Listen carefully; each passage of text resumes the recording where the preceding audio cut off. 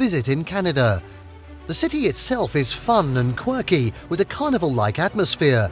It has a strong appeal for families who come to enjoy the falls as well as the various things to do, including rides, tours and action-packed amusements. In this video, we're going to be taking a look at the top 10 rated tourist attractions in Niagara Falls, Canada. And just wait until you see the number one that we're going to be showing in this video, something you would never even have thought of, so make sure you watch till the end. Now, before we begin, you can help support our channel by becoming a member of this channel.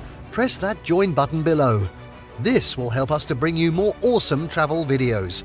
So if you're ready, let's cut to the chase. At